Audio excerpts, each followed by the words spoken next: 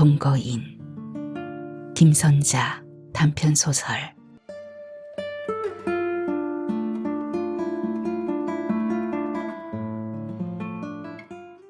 남편이 이혼 서류를 내밀었다. 집이라도 건지려면 이혼해야 해. 집을 당신 이름으로 해놓은 게 천만다행이야. 그렇게 해요. 선영은 선선히 도장을 찍었다. 서류상으로만 이혼하는 거니까 달라질 건 없어. 아니요, 난 진짜로 당신과 헤어질래요. 남편은 뭔 농담이냐는 듯 선영의 얼굴을 빤히 쳐다보았다. 선영의 눈빛을 보더니 표정이 심각해졌다. 사업은 이제 끝이야. 당신이 그렇게 원하는 대로 집에만 있을게. 맹세해. 어차피 우린 지금도 남남이나 마찬가지인데요. 빚밖에 남은 게 없으니 서로 주고받을 것도 없잖아요. 당신이 트렁크 하나 들고 나가면 끝나요. 내가 덤터기 쓴 대출금이 당신이 내게 준 위자료지. 그녀가 이혼을 생각하기 시작한 것은 남편이 이번에 전 재산을 털어 사업을 시작했을 때부터다. 이혼 결심은 만만하지 않았다. 한 조각 미련이 남았는지 오락가락하는 사이 시간이 흘렀다. 남편이 먼저 이혼 서류를 내밀었으니 손대지 않고 고품격이었다.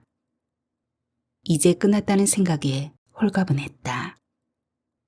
평생 남편은 여러 종류의 사업에 뛰어들었고 성공한 적이 한 번도 없었다. 그는 한 방만 터뜨리면 된다는 망상에 사로잡혀 있었다. 시시한 사업은 자기의 그릇이 아니라고 했다. 남편의 사업은 모래 위에 집을 짓는 것 같았다. 그의 욕망은 철벽이어서 아내의 말이 들리지 않았다. 그는 사업에 실패하고 나면 한동안 조용히 집에서 지냈다. 선영은 남편이 집에 있으면 마음이 놓였다. 남편에게서 다시 사업 이야기가 나올까봐 늘 조마조마했다. 선영이 편해지는 만큼 남편에겐 갈수록 지옥이었다. 그는 사업에 손을 대기 시작한 이후로 선영이 운영하는 식당에는 나오지 않았다. 식당 일은 남자가 하기에 쪽팔리는 일이라는 것이다. 선영의 식당이 잘 되어 어느 정도 돈이 모이면 그때부터 선영에게 짜증과 잔소리가 쏟아졌다. 그는 아내를 돈 나와라 뚝딱 하는 도깨비 방망이로 사정없이 두들겼다. 답답해서 못 살겠다. 이러다가 우울증에 걸릴 거야. 지난번에는 운이 나빴어. 이번에는 자신 있어. 정말 마지막이야. 약속할게. 선영은 이번에도 남편에게 들볶여 죽을 만큼 목이 조이는 것 같아서 결국 항복하고 말았다. 마지막이야. 당신 뒤치다거리 하다가 식당이 점점 쪼그라들어서 더 이상 자금을 마련할 능력도 없어졌어. 아파트 담보대출을 추가로 받았으니 이번에 실패하면 정말 끝이야. 선영과 결혼할 때 그는 작은 경양식집을 운영하고 있었다. 선영이 조리사 자격증을 받아 함께 일하면서 식당의 규모가 점점 더 커졌다. 그녀에게는 돈이 따라다니는 것 같았다. 부부는 번화가에서 번듯한 레스토랑을 하면서 집도 장만하고 재산이 제법 불어났다. 그때부터 남편이 식당을 선영에게 맡기고 다른 사업을 하기 시작했다. 사업의 실패가 몇 번 거듭되자 선영의 식당은 뒷골목으로 밀려났다. 지금 선영의 밥집은 공장지대에 있는 작고 허름한 백반집이었다. 노동자들에게 푸짐하면서 싼 밥값을 받아야 했기에 이익이 많이 남지 않았다. 그래도 선영은 그들이 맛있게 먹어주는 걸 기쁨으로 여겼다. 이젠 나이도 60이 넘어 온몸의 관절들이 신음하기 시작했다. 하지만 마지막 남은 집과 가게만은 결사적으로 지켜야 했다. 중국에서 작은 봉제 공장을 시작한 남편의 사업은 시작이 좋았다. 디자이너의 도움을 받아 만든 옷이 대박이 났다. 1년 안에 빚을 다 갚고 부자가 될 거야. 그런 자신의 신분이 몇 계단 올라간 듯 거들먹거렸다. 승용차를 벤츠로 바꾸고 옷도 명품만 입었다. 동창들을 만나면 지갑의 잔액을 생각하지 않고 밥과 술을 샀다. 젊어서부터 남편이 가지고 있던 성향이 다시 꿈틀거린 것이었다. 그동안 빈손이니 어쩔 수 없었을 뿐 그는 어느 자리에서든 사람들에게 자신을 드러내고 돋보이려고 애썼다. 선영은 남편의 처신이 그의 낮은 자존감과 지독한 열등감 때문이라고 생각해 안쓰러웠다. 선영 자신도 같은 아픔이 있기 때문이었다. 선영은 일찌감치 남편이 그녀에게 학력을 속이고 결혼했다는 것을 알고 있었지만 모른 척하고 살았다. 남편의 고향에 갔다가 남편의 어릴 적 친구들이 무심코 흘린 말을 통해 그가 중학교밖에 다니지 못했다는 걸 알았다. 남편은 결혼할 때 선영에게 고졸이라고 말했던 것이다. 그때 선영은 잠시 마음이 흔들렸으나 그냥 덮기로 했다. 선영 자신도 중졸이었으니까. 선영은 여상에 진학했으나 1년 만에 자퇴했다. 혼자서 3남매를 키운 어머니가 학비를 감당할 수 없어서였다. 같은 처지이니 남편을 탓할 수 없었다. 가난으로 인해 교복을 벗고 학교 친구들을 떠나는 아픔을 알기에 선영은 중학교 동창인 금옥과도 더 가까운 친구가 되었다. 금옥 또한 아버지의 사업 실패로 고등학교를 자퇴하고 경상도인 고향으로 내려갔기 때문이었다. 선영은 몇 년 후에 당시만 해도 중졸도 가능했던 여군에 들어갔다. 금옥은 성인이 된 후에 한풀이 하듯 검정고시를 거쳐 방송통신대학을 졸업했다. 식품영양학을 전공하고 영양사가 되었다. 남편이 사업에 실패하고 집에 있을 때 잠시 고향 친구 박 사장이 운영하던 식품 공장에서 일했을 때가 있었다. 그때 남편이 금옥을 직원 식당의 영양사로 소개해 주어 남편과 함께 일했다. 그녀는 남편의 허세가 그 열등감을 덮는 포장지라고 이해하려고 했었다. 이번에는 남편의 헛바람이 도를 넘어 보였다. 그런 건방진 마음으로는 재산을 모을 수 없을 것이다. 아직 투자금만큼 이익을 내지 못한 상태였고 펑펑 쓰기보다 대출금을 먼저 갚는 것이 순서였다. 그의 실속 없는 허풍이 부풀어 올라 풍선처럼 뻥 터져버릴 것 같아 아슬아슬했다. 어느 날 금옥이 식당에 왔다. 네 남편 바람난 거 모르나? 그 여자는 중국어 통역하느라 함께 다니는 거야. 젊은 이혼녀와 늘 붙어 다니는데 걱정 안 되나? 네 남편이 박 사장에게 고백했다 안 카나. 사랑하는 사이가 되었다고. 박 사장이 술자리에서 내게 말해줬거든. 만취해서 자기가 무슨 말을 짓거렸는지도 모를 끼라. 금옥은 따뜻하는 듯 유난히 큰 눈을 껌뻑거렸다. 이번에도 망했다. 뼈를 갈아 넣어도 성공하기 어려울 텐데 여자까지. 선영은 아슬아슬하게 쌓아올린 부부의 돌탑이 바닥으로 와르르 무너지는 상상을 했다. 다시 쌓을 수 없을 것 같았다. 그녀는 평생 식당에서 일하느라 햇빛을 보지 못하고 살았다. 아둥바둥 살아온 삶이 허망하기 짝이 없었다.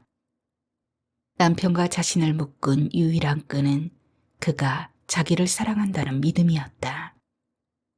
사랑은 강력한 덫이어서 그녀는 매번 자기를 다 내주면서도 도망치지 못했다.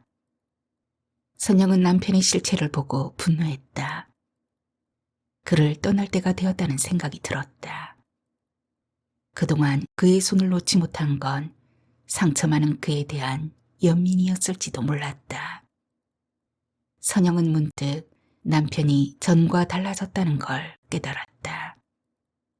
그는 집을 떠나 있을 때마다 하루에 10여 차례 전화해서 선영의 위치를 확인하곤 했다. 이번엔 중국에 드나들면서 아예 전화가 오지 않는 날도 있었다. 어린아이가 화장실까지 엄마를 따라다니듯 남편은 아내가 옆에 있어야 마음을 놓는 사람이었다. 그녀가 결혼 후에 처음 외출했을 때였다. 나도 같이 갈까? 친구들 만나는 자리야. 모처럼 만난 친구들과 수다를 떨었다. 지금 어디야? 언제 와? 누구랑 있어? 뭐해? 빨리 와. 남편은 수시로 전화해서 그녀의 목소리를 확인했다. 금옥이가 안부전한데. 그녀는 일부러 전화를 바꿔주며 그를 안심시켰다. 네 남편 의처증 아니니? 화장도 못하게 하는구나. 이후로는 친구들과 만나는 것도 뜸해졌다. 잊을만 하면 다툼이 생기곤 했다. 그 남자와 어떤 사이야? 뭐 하는 놈이야?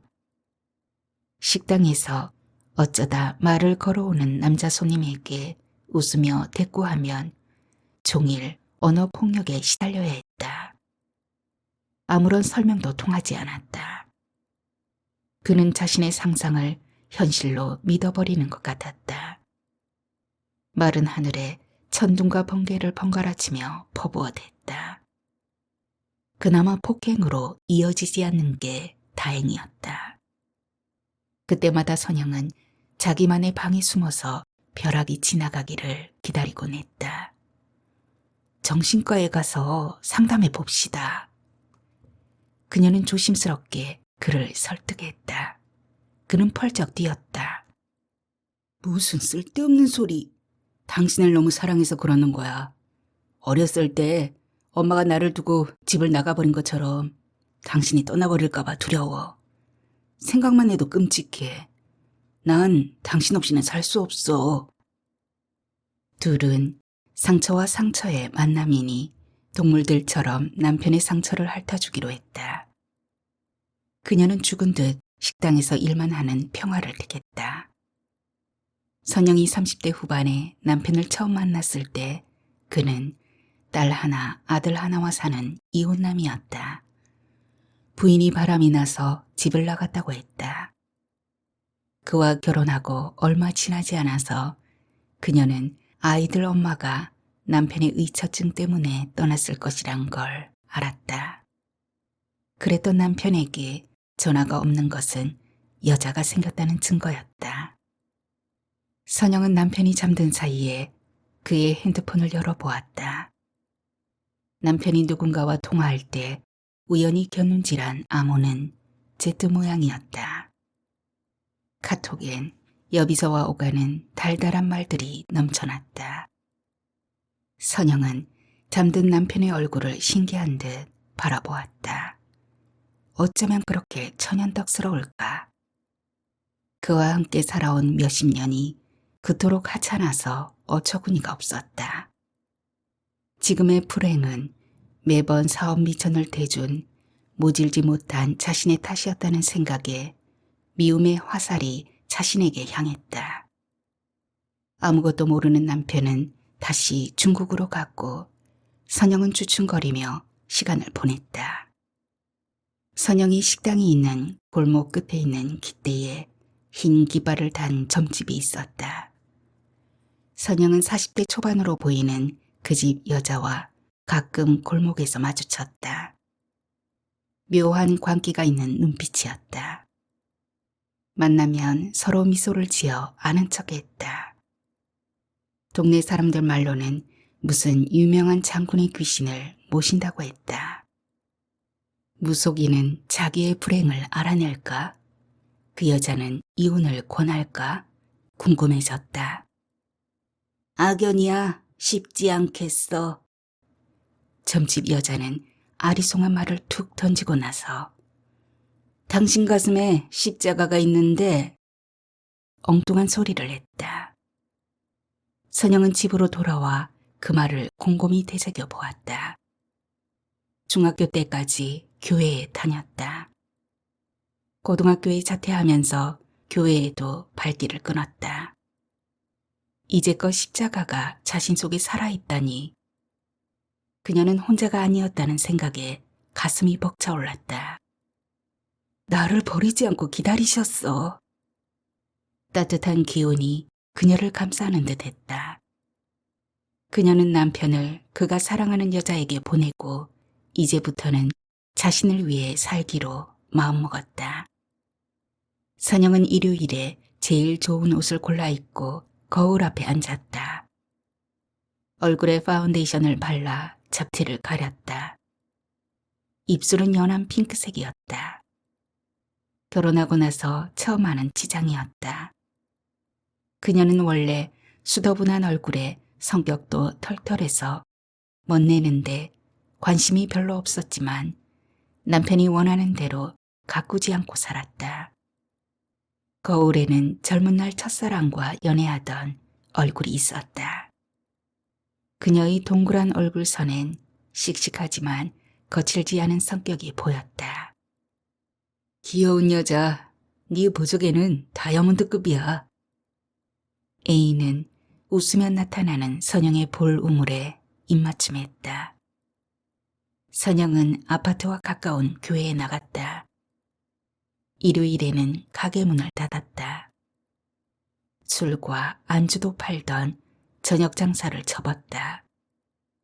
대신에 점심은 소문날 정도로 알차게 준비했다. 날마다 바뀌는 메뉴는 한 가지로 주인 마음이었다.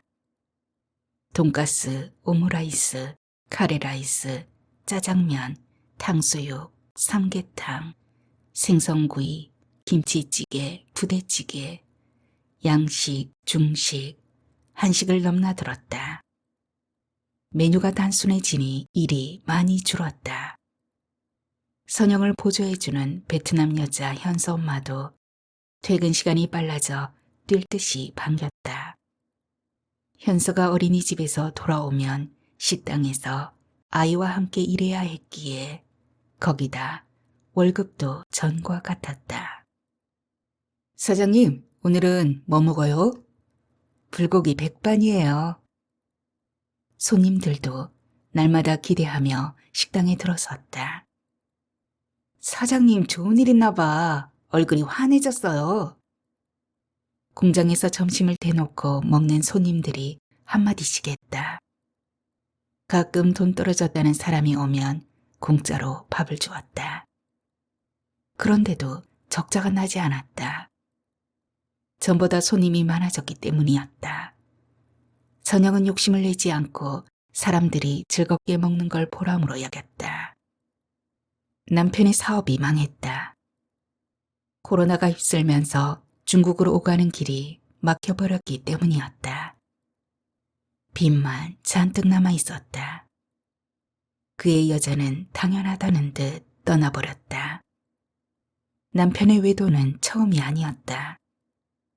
전에 식품 공장에서 일했을 때도 선영은 금옥을 통해 그의 바람길을 알고 있었다. 남편이 공장을 떠나면서 여자와 헤어졌다고 했다.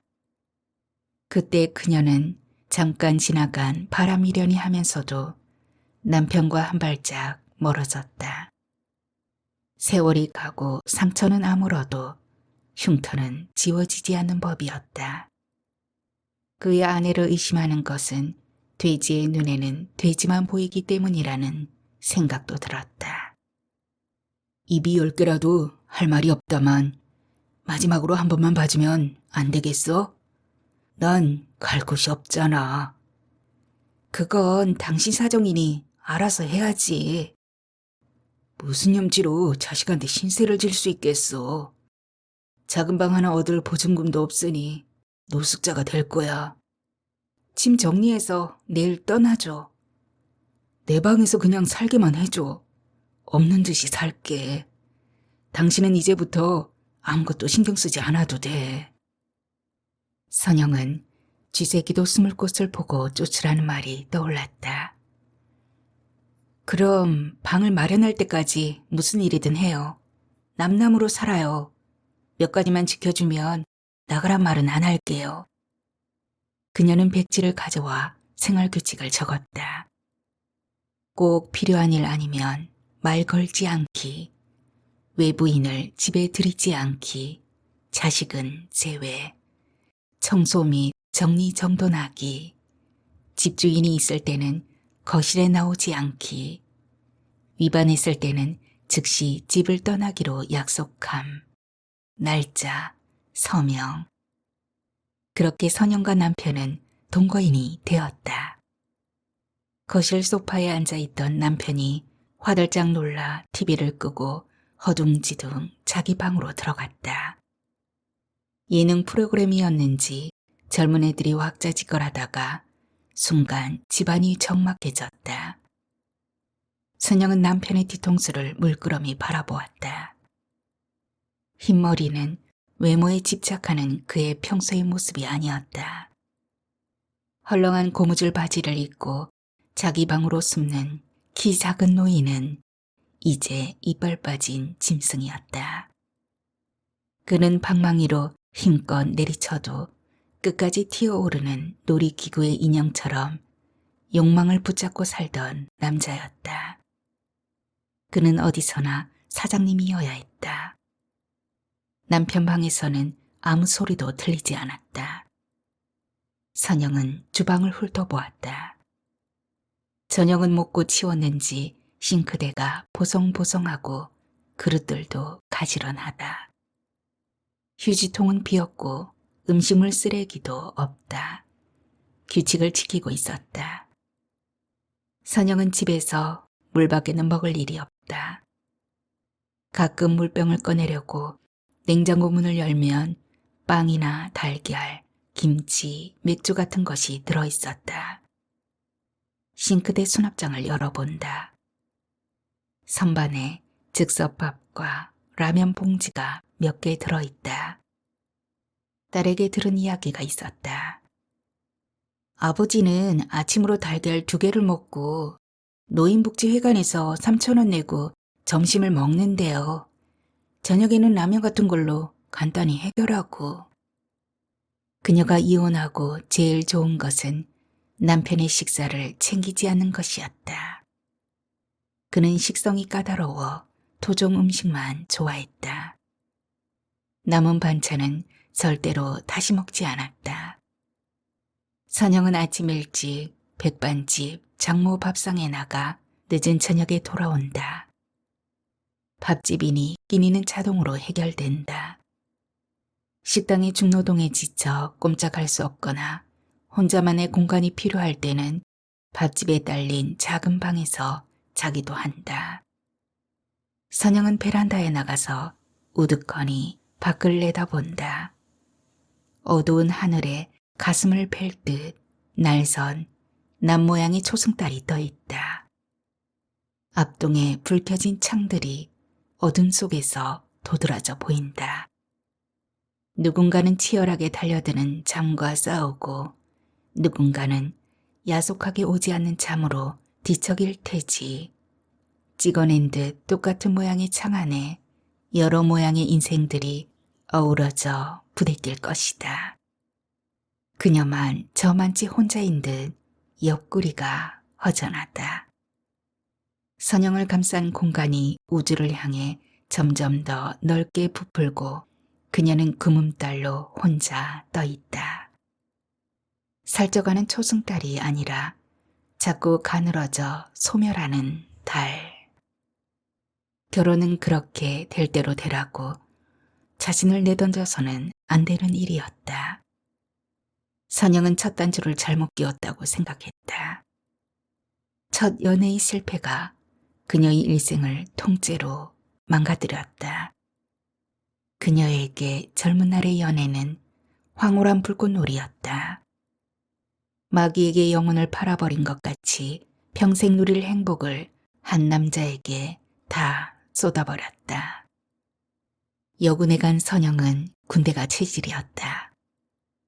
체격이 좋은 데다 성격도 활달해서 군대 생활에 잘 적응했다. 어느 날 적성검사인 듯한 테스트를 받았다. 그녀는 좋은 점수를 얻어 특별 교육생으로 뽑혔다. 컴퓨터가 막 보급되기 시작하던 때라 전문 인력을 양성하기 위한 교육이었다. 전산 자격증을 가진 덕분에 그녀는 여군에서 전역한 후 큰 회사에 취직할 수 있었다. HC 공업단지에 있는 화학공업 주식회사의 전산실이었다. 사람들이 부러워하는 월급을 받았다. 같은 사무실 안에서 근무하는 사람들은 모두 전산학과 출신들이어서 그들은 선영을 대학 전공자로 알았다. 자칫 어깨가 처질 수 있는 상황이지만 그녀는 쾌활함으로 그들과 자연스럽게 어울렸다. 선영은 회사원들의 스포츠 동아리에 들어갔다. 주말마다 등산하거나 자전거를 탔다. 여군에서 단련된 그녀의 체력은 빛이 났다. 뒤풀이에서는 술잔을 부딪히며 남자들과도 잘 어울렸다. 선영 씨는 이웃집 아줌마 같아. 특히 남자 직원들이 선영을 좋아했다. 그들 중에 성준이 있었다. 그는 선영이 일하는 전산실의 팀장이었다. 조용하고 말이 없는 성격에 체격도 깡말랐으나 몸은 날렵했다.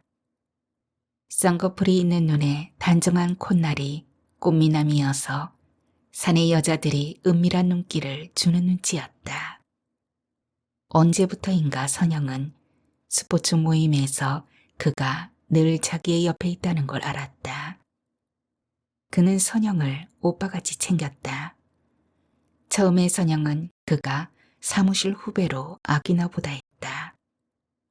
그러다가 점점 자신을 바라보는 그의 눈빛이 심상치 않다는 걸 느꼈다. 성준이 고백했을 때 선영은 갈등했다. 넘어야 할 벽, 그녀의 학력이었다. 선영은 그의 신중하고 빈틈없는 업무 능력을 알고 있었다. 자상하고 포근한 그의 품에 안기고 싶었다. 들리는 말에 의하면 그는 재력과 명성이 있는 집안의 외아들이라고 했다. 학력이 무슨 상관이야. 너는 능력 있는 직장인이고 상대의 마음을 편하게 해주는 힘이 있어. 너는 네가 보석이라는 걸 모르고 있어. 너는 누구보다 빛나. 그는 선영의 자존감을 세워주었다. 그의 사랑은 그녀의 에너지였고 사랑이 있는 세상은 늘 밝음이었다. 직장으로 인해 둘 다 독립해 있어서 서로의 집을 자기 집처럼 드나들었다. 선영은 성준이 삼각 팬티만 입는 것을 알았고 성준은 선영의 등에 큰 점이 있는 걸 아는 유일한 남자였다. 성인 남자가 엄마 품에 안긴 아기처럼 젖가슴에 집착하는 것이 신기했다. 그녀는 머리부터 발끝까지 사랑스럽다는 말의 의미를 성준을 통해 몸으로 알았다. 냄새나는 발가락과 은밀한 치부까지도 그녀의 것이어서 좋았다. 해가 바뀌자 사내에서 두 사람의 소문이 자자해졌다. 어떻게 알았는지 선영의 학력이 도마 위에 오르며 선영은 졸지의 회사에서 유명인이 되었다. 봉 잡았네? 수근거림과 따가운 눈총에 뒷덜미가 곤두서곤했으나 선영은 애써 모른 척했다. 언제부턴가 선영은 성준이 그녀에게서 조금씩 멀어지고 있다는 느낌에 마음이 얼음처럼 서늘해지곤 했다. 핑계를 대며 함께 있는 시간이 야금야금 줄어들었다. 결말은 어처구니 없이 빨리 왔다. 부모님의 벽이 너무 높아서 어쩔 수 없었어. 끝내 자신들의 눈높이에 맞는 며느리를 얻어야겠대. 사내의 성준의 청첩장이 돌아다녔다. 같은 사무실 안에서 도무지 그의 얼굴을 볼 수 없어서 선영은 사직서를 냈다. 그녀는 연극이 끝나고 막이 내린 무대에 우두커니 홀로 서 있었다. 선영은 발길 닿는 대로 길을 떠났다. 배낭을 메고 남해안을 지나 월출산을 거쳐 지리산 정상까지 지칠 때까지 돌아다녔다. 온몸의 에너지가 소진되자 지리산 자락의 민박집에서 며칠 쉬기로 했다. 자기의 삶을 내동댕이치게 한 연애가 먼 옛날 이야기인 듯 아득했다. 높은 뒷산에 안긴 마을 한가운데 투명한 계곡물이 푸짐하게 흐르는 마을이었다. 알 수 없는 기운이 그녀의 마음을 편안하게 해주었다. 산 아래 낡은 집 한 채가 있었다. 빈집인 듯 고즈넉한데 울타리한 감나무에 다닥다닥 달린 주홍빛 감들이 햇빛에 빛나고 있었다. 민박집에서 집주인에 대해 알아보았다. 할머니, 산 밑에 감나무 있는 집 빈집이죠? 할머니 혼자 살다가 병이 들어 아들이 모시고 갔어. 선영은 그 집 주인에게 임대료를 조금 내고 눌러 앉아버렸다. 겨울을 죽은 듯이 보내고 봄이 오자 그녀는 앞마당 텃밭에 온갖 먹거리들을 심었다. 넓은 뒷마당에 울타리를 치고 닭도 몇 마리 풀어놓았다. 지켜줄 진돗개 한 마리를 마을에서 분양받았다. 새파란 처녀가 별일이란 게 시집갈 생각을 하녀야? 뭔 사연이 있단가? 농사법을 모르는 선영을 마을 할머니들은 손녀인 듯 도와주었다. 몇 년이 훌쩍 지나 선영은 40을 바라보는 나이가 되었다. 밤이면 뒷산에서 들리는 으스스한 야생동물의 울음소리와 집까지 내려오는 멧돼지에도 익숙해져 갔다. 아무도 선영이 있는 곳을 몰랐다. 해가 바뀐 후에 가족에게 알렸으나 어머니와 형제들은 저마다 살기에 바빴다. 때때로 외로움이 파도처럼 그녀를 덮치고 가슴이 답답해지면 지리산 정상에 올라갔다. 겹겹의 산봉우리들을 내려다보며 야호 마음껏 소리를 질렀다. 선영에게 낯선 남자가 찾아왔다. 그는 고향에 왔다가 선영의 집에 달걀을 사러 왔다고 했다. 처음엔 몇 마리 안 되던 닭이 해가 바뀌며 제법 많아졌다. 나중에 안 사실이지만 달걀은 핑계였다. 마을에 사는 그의 친구가 그 남자와 선영을 엮어볼 생각이었다. 남자는 읍내에서 식료품 가게를 하는 고향 친구에게 선영을 소개했다. 그의 친구는 며칠에 한 번씩 차를 가져와 달걀을 싣고 가서 팔아주었다. 시도 때도 없이 남자의 발걸음이 잦아졌다. 그는 선영의 집에 올 때마다 낡은 집을 고쳐주고 먹을거리와 필요한 물품들을 사다 주었다.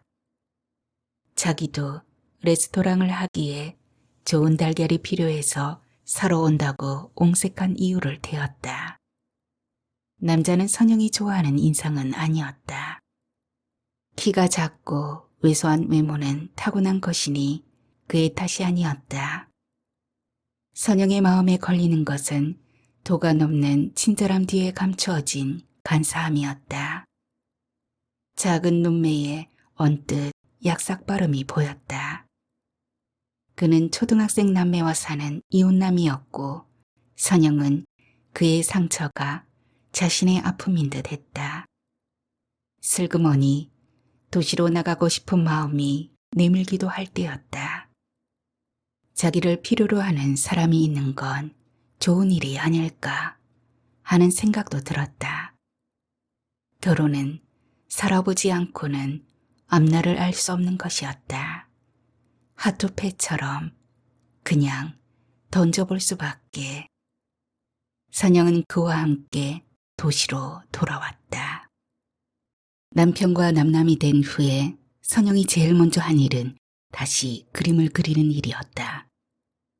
저녁 장사를 접은 후에 선영은 여유 시간을 여산 윤 선생님의 화실에서 보냈다. 여사는 문인회의 대가로 알려진 분이었다. 국전에서 대나무 그림으로 대상을 받은 후에 그는 대나무 부분에서 최고로 알려졌다. 10년 전에 선영은 운 좋게 그의 제자가 되었다. 레스토랑에 오는 손님 중에 이웃 성당에 다니는 분들을 통해서였다. 사장님도 사군자 배워보세요. 성당에서 광자를 만들어 강사를 모셨는데 실력이 대단한 분이에요. 특별히 시간을 내주셔서 일주일에 한 번씩 배워요. 답답한 실내에서 잠시 벗어나는 것만으로도 선영은 가슴이 시원해졌다. 또래의 여자들과 만나 수다를 떠는 것도 재미있고 그림은 그녀에게 또 다른 세상이었다. 붓에 힘이 있네. 사군자는 고고한 기상이 나타나야 하거든.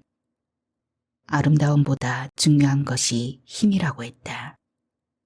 제본을 받아 흉내낸 난초 앞으로 선생님의 칭찬을 받자 선영은 자신감이 붙었다. 처음 1년 동안은 난초, 대나무, 국화, 매화의 사군자 기초를 배웠다. 다음 해엔 소나무, 목련, 연꽃, 모란, 포도, 화초가 들어간 10군자의 기초 과정이었다. 문인화의 입문에 들어섰을 뿐이었는데 성당의 광자가 없어졌고 선영은 여산의 화실로 가서 그의 제자가 되었다. 그림을 그리는 동안 모든 것을 잊을 수 있는 것이 좋았다. 잠깐이라 여겼는데 밤을 지새우곤 했다. 남편은 당연히 못마땅해 했으나 선영은 무시했다. 그는 선영이 선생을 좋아해서 길을 쓰고 화실에 간다고 우겼다. 선영에게 여사는 우러러보는 스승이었다. 여산의 그림은 속세에서 벗어난 듯 여유롭고 편안한 느낌을 주었다. 오랜 수련의 붓끝에서만 나올 수 있는 품격이 있었다. 실제 여사는 재물이나 명예, 사회적 권력에는 관심이 없었다. 오직 좋은 그림을 그리는 것이 삶의 목표요 즐거움이었다. 선영은 남편이 그를 남자로 말할 때마다 심한 모욕감을 느꼈다. 선영이 서울 외곽의 산 밑에서 카페를 할 때였다. 뒤편에 나무숲이 울창하고 마당도 넓어서 야외 카페로 그만이었다. 그때는 남편도 함께였다. 둘은 여러 종류의 커피들을 조합해보며 최상의 맛을 찾았다. 수없는 시도 끝에 만든 커피는 손님들에게 인기가 있어서 돈이 모이기 시작했다. 여산이 제자들 몇과 함께 카페를 찾아와 주었다. 선영으로서는 영광스럽고 황송한 일이었다. 여사는 커피를 마시고 나서 선영에게 그림 도구를 가져오라고 했다. 그는 화선지 반절지를 세로로 놓았다. 깊은 산, 멋들어진 바위 위에 난초가 피었다. 청량한 산 기운에 은은한 향기가 퍼져갔다. 넉넉한 여백에는 한글 서간 채로 시 한 편을 물 흐르듯 써내려갔다. 산 너머 남촌에는 누가 살길래 해마다 봄바람이 나무로 오네. 호와 이름을 쓰고 낙관을 찍었다. 여산을 둘러싸고 숨죽인 제자들과 선영에게서 오! 조용한 탄성이 나왔다. 선영은 그림을 표구하여 카페에 걸었다. 소중한 그림이어서 액자도 조심조심 다루었다. 여산이란 이름과 낙관만으로도 값이 나갈 그림이었다. 그림값이 문제가 아니었다. 스승의 작품을 소유했다는 것 하나만으로도 감격스러운 일이었다. 당장 그 그림 내리지 못해? 남편이 그림을 보자마자 소리를 빽 질렀다. 말꼬리에 날카로운 쇳소리가 났다. 선영은 의외의 반응에 놀라 남편을 빤히 쳐다보기만 했다. 부릅뜬 눈에 불꽃이 튀었다. 지난번 식목일에 선생에게 오죽을 사다 바칠 때부터 알아봤어.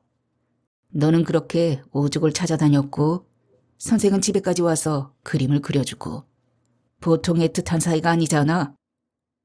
선생님 정원에 오죽을 심으면 어울릴 것 같아서 가르침에 대한 감사 선물일 뿐이야. 선생님은 또 그 답을 하신 거고.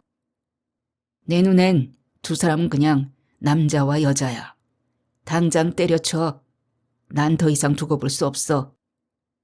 그녀가 화실에 나갈 때마다 자기 딴에 애써 참아내며 의심과 불만이 팽창해서 폭발한 것이었다. 그녀가 계속 고집하면 그는 사냥개처럼 그녀를 물고 뜯을 것이다. 가장 가까워야 할 사람이 자기의 인격을 의심하는 것만큼 멀고 서운한 것이 없다. 남편은 마음의 병이 깊으니 그녀가 져줄 수밖에 없었다. 그녀는 금옥에게 그 그림을 주고 화실에 가는 것을 그만두었다. 평생 품에 안고 지내던 애착 인형을 빼앗긴 듯 허전하기 짝이 없었다. 선영이 다시 여산의 화실을 찾았을 때 스승은 그녀를 화들짝 놀라며 반겨주었다. 그간의 사정을 다 안다는 듯 늘 만나고 있었던 것처럼 자연스러웠다. 마침 늦가을에 잡혀있는 회원 전시의 준비로 다들 작품에 몰입해 있었다. 순백의 선화지에 꽃이 피고 새가 날았다. 댄잎에 푸른 바람 소리가 지나갔다. 저마다 마음의 붓질이 아름다웠다. 여사는 선영에게 전지 가득 흐드러진 모란을 채본으로 그려주었다. 선영도 그렇게 활짝 피어보라는 듯 환하고 따사로운 봄빛을 품고 있었다. 그림을 그리는 동안에는 그녀를 흔들어대던 해오리 바람이 먼 옛날 이야기처럼 아득해졌다. 새로운 인생이 시작되었다는 실감이 왔다. 엄마, 일요일에 점심 먹어요. 식당 예약하고 알려드릴게. 웬 점심? 엄마 생일이잖아. 그렇구나. 이제부턴 신경 안 써도 돼. 무슨 소리야. 우리 애기 어떤 엄마인데. 무슨 날이 아니면 만나기 힘들잖아. 명절도 생약인데. 딸 지은이었다. 두 아이의 엄마가 되더니 듬직해졌다. 지은이와 아들 지석이는 알아서 잘 살아갈 것이다. 두 아이가 결혼하여 둥지를 틀 때까지 시시콜콜이 선영의 손길이 갔다. 선영이 새엄마가 되었을 때 지은은 초등학교 2학년이었고 지석은 입학을 앞두고 있었다. 엄마 없는 생활이 힘들었는지 둘 다 선영에게 거부감을 내색하지 않았으나 쉽게 엄마로 받아들이기 힘든 나이라는 생각에 선영은 서두르지 않았다. 선영이 늘 바쁘니 함께 있어줄 시간도 많지 않았다. 그러나 진심은 통하리라는 생각으로 서서히 마음의 온도를 덮여갔다. 지석이 먼저 엄마라고 불렀고 머지않아 지은도 선영의 딸이 되었다. 선영도 처음엔 아이들에게 연민의 마음으로 다가갔고 한 겹씩 정이 쌓이며 애틋해졌다. 그녀는 자연유산 후에 자기 아이를 포기했다. 노산인데다 식당 일이 바빠서 몸을 돌보지 못해서였다. 그 후 두 아이에게 오롯이 마음을 주었다. 아이들은 민감한 사랑의 촉수로 선영의 진심을 알아보았다. 아이들은 공부를 열심히 하는 성격이 아니어서 선영은 공부하라고 다그치지 않고 하고 싶은 일을 하게 했다. 속으로는 늦은 나이까지 캥거루족이 될까봐 은근히 걱정이었다. 다행히 지은이는 꽃과 식물에, 지석은 태권도에 흥미를 보여 직업을 얻고 독립한 것이 대견했다. 지은에겐 꽃집을 차려주었고 지석에겐 장가갈 때 전셋집을 마련해 주었다. 큰 패밀리 레스토랑의 가족실에 지은과 지석이네가 모여 있었다. 지은 부부와 남매, 지석 부부와 손자, 아이들이 모여 들썩거리니 제법 잔치 분위기였다. 선영 앞에는 생일 케이크가 놓여 있었다. 아빠랑 이혼했어도 난 너희들 엄마야. 엄마는 그럴 자격 있어. 잘했어. 나라면 진즉에 헤어졌을 거야. 우린 엄마 편이야. 이젠 엄마를 위해서 살아. 엄마는 우리의 영원한 엄마야. 나도 지석이도 엄마가 우리 엄마라서 좋았어. 아빠랑 같은 집에 살기 불편할 텐데 미안해. 큰 집을 마련하면 내가 모실게. 지석이도 선영의 편을 들어주었다. 할머니 생일 축하해요. 5살 지은이의 딸이 핑크빛 장미 꽃다발을 안겨주었다. 아이의 분홍빛 공주 드레스와 한 쌍이었다. 손주들이 신나게 손뼉을 쳤다. 우리 딸과 사위, 아들 며느리, 우리 강아지들 생일 축하해줘서 고마워. 지석의 아들이 두리번거렸다. 할머니, 왜 혼자 왔어요? 할아버지는 중국 갔어요? 할아버지는 바쁘셔서 못 오셔. 며느리가 얼른 나서서 맞받았다. 아이들은 곧 뷔페 상차림으로 불이 나게 뛰어나갔다. 아버지는 주유소에서 아르바이트 하다가 지금은 쉰대요. 누구에게 굽신거릴 수 있는 양반이 아니잖아. 주말에는 산악회원들과 등산한대. 밥도 챙겨 먹으니까 걱정하지 말래. 딸은 종종 아버지와 통화하는 모양이었다. 한 집에 사는 남편의 일상을 밖에서 들으니 아들 부부도 떨떠름한 표정이었다. 몇 달 후 할아버지 생일에는 할머니가 바쁘겠구나. 뷔페 접시에 음식을 담으며 선영은 헛웃음을 웃었다. 선영은 프라이팬에 눌러붙은 생선처럼 몸이 바닥에 달라붙어 옴짝달싹할 수 없었다. 눈을 떴으나 온몸이 욱신거리고 어지러웠다. 새벽까지 뒤척이다 늦잠을 잤다. 식당에서 점심 준비를 해야 할 시간이었다. 오한과 함께 무거운 돌로 누르듯 머리가 지근거렸다. 선영은 이불을 뒤집어 쓰고 머리맡에서 핸드폰을 더듬어 찾았다. 현서야, 꼼짝 못하겠다. 오늘은 쉽니다. 팻말 걸어라. 사장님, 많이 아파요? 제가 갈까요? 아니, 감기야. 내일은 일어나겠지. 제가 베트남 쌀국수 해볼까요? 참, 그거 잘하지? 혼자서 힘들 텐데. 친구 불러서 도와달라고 할게요. 고마워. 고기를 넉넉하게 넣어줘.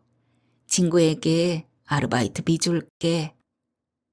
선영은 오늘 하루 모든 것을 손에서 놓아버리기로 했다. 높은 절벽에서 골짜기로 뛰어내린 것처럼 몸이 아득한 깊이로 계속 내려가는 것 같다. 이대로 죽어도 좋다. 등짐을 벗으면 얼마나 홀가분할까. 다시 잠이 든 모양이었다. 점심시간이 지나 있었다. 갈증이 심해서 주방으로 나갔다. 식탁 위에 뚜껑을 덮은 대접과 약봉지가 놓여 있었다. 채소죽이었다. 직접 끓인 모양으로 아직 따뜻했다. 인기척이 없는 것으로 보아 남편은 집에 없었다. 그녀는 아이 때 어른들에게 들었던 개보다 낫다라는 말이 생각나서 피식 웃었다. 남이 된 남편과 한 지붕 아래에서 사는 건 반쪽짜리 자유였다. 벌거벗고 샤워하러 가지 못한다. 거실에서 음악을 듣는 것도 신경 쓰였다. 남편은 그녀의 클래식 음악이 졸리고 그녀는 그가 듣는 트로트가 유치했다. 두 사람은 거실에 나올 때마다 외나무 다리에서 마주칠까봐 은근히 살폈다. 어쩌다 맞닥뜨리면 부부도 원수도 친구도 아닌 어정쩡한 눈길을 어디에 둘지 몰라 쩔쩔맸다.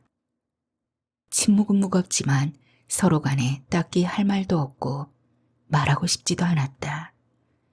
그녀는 휴일에도 밖으로 돌았다.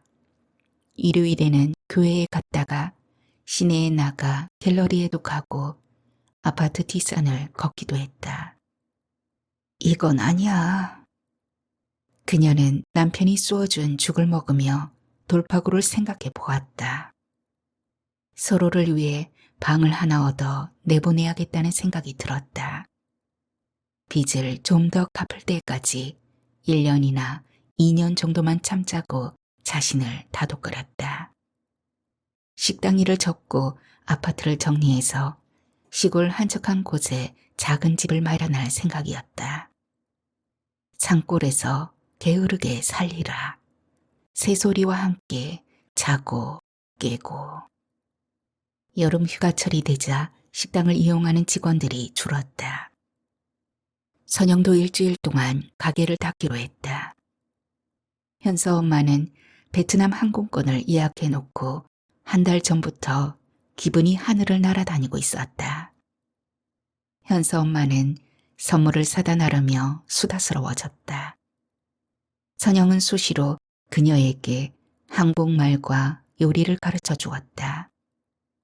이젠 식당 손님들과 농담도 곧잘했다. 한 번은 현서 엄마가 눈가에 퍼렇게 멍이 든 채 출근한 적이 있었다. 선영은 그녀를 며칠 동안 집에 보내지 않고 현서와 함께 가게에 딸린 방에서 지내게 했다. 집으로 가겠다는 그녀를 말렸다. 처음에 버릇을 고쳐놓아야 하니 마음을 단단히 먹고 남편의 전화도 받지 말라고 했다. 결국 현서 아빠는 식당에 찾아와 선영과 아내에게 싹싹 빌고 나서야 아내를 데려갈 수 있었다.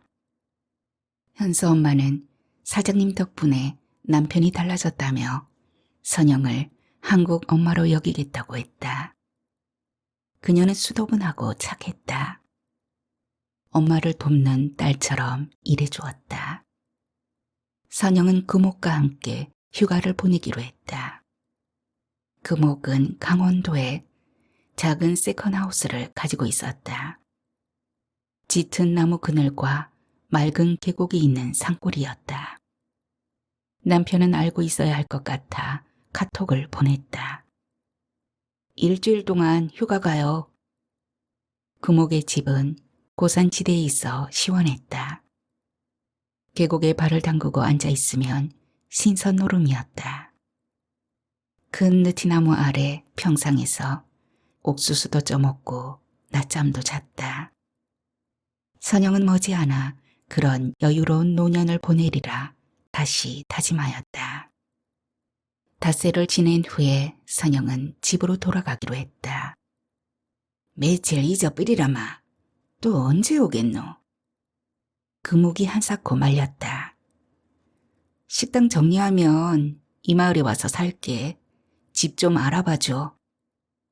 선영도 삼복더위에 쉬고 싶은 마음은 꿀떡 같지만 식당 대청소도 해야 하고 식재료도 이것저것 사다 놓아야 한다는 생각이었다.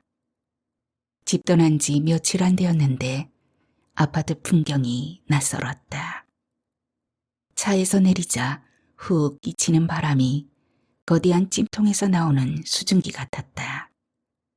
아파트 입구 가로수에서 매미떼가 길을 쓰고 울어댔다. 선영은 현관문을 열고 불쑥 들어섰다가 경악했다. 거실 카페 뒤에서 두 벌거숭이가 엉겨붙어 헉헉대고 있었다. 선영은 입이 달라붙고 몸 근육이 굳은 채 꼼짝 못하고 서 있었다. 눈앞에서 허연 돼지 두 마리가 꿈틀대는 것 같아 속이 메스꺼워졌다. 무아지경이었다가 뒤늦게 침입자를 발견한 남편이 고개를 들었다. 땀으로 번들거리는 얼굴에 동공이 커진 눈동자가 선영의 눈과 마주쳤다. 선영은 캐리어를 현관에 둔 채 돌아서서 뛰어나왔다. 허둥지둥 식당으로 가서 에어컨을 틀고 식탁 의자에 앉아 거친 숨을 가라앉혔다. 내 집인데 내가 왜 도망치지? 그녀는 구시렁거렸다. 그 여자와 뭔 짓을 하든 상관이 없지 않은가. 내 집이라는 것일 뿐. 그녀는 주인이 없는 동안 여자가 집에 와서 함께 살았을지도 모른다는 생각이 들어 몸서리가 젖었다. 탁자 위에 맥주 캔이며 스낵들이 어지럽게 뒹굴던 광경이 떠올랐다. 카페트 주변에는 여기저기 벗어던진 팬티며 브레이지어, 옷가지들이 널려 있었다. 소파에, 화장실에, 주방에 쾌락의 흔적들이 얼룩져 있을 것 같았다. 설마 내 방 침대에서도 그 짓을? 생각하면 끔찍했다. 남편이 계약을 어겼으니 이제 그의 방은 날아갔고 어디로 가든 그의 몫일 뿐이다. 이번에도 그가 스스로 끝장을 냈으니 오히려 잘된 일이었다. 선영은 날이 어두워진 후에 집에 들어갔다. 남편이 기다렸다는 듯 그녀에게 다가와 머뭇거렸다. 그녀는 선체로 목소리를 낮게 깔았다. 짐을 싸서 내일 아침 일찍 떠나요. 다시는 당신 얼굴 볼 일이 없었으면 해요. 할 말만 던지고 방으로 들어가 버렸다. 벼룩도 낯짝이 있지 그도 이젠 포기하리라. 어떤 말도 소용없다 싶었는지 남편도 자기 방으로 들어간 것 같았다. 드디어 모든 것이 끝났다. 그녀는 휴 길게 한숨을 쉬었다. 선영은 침대에 누웠어도 머릿속이 뒤엉킨 생각의 실타래로 잠이 올 리 없었다.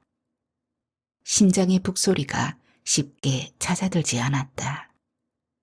책을 읽어보려 했으나 마음이 흩어져서 눈에 들어오지 않았다. 몇 시간이 지났는지 요란한 전화음이 울렸다. 남편이었다.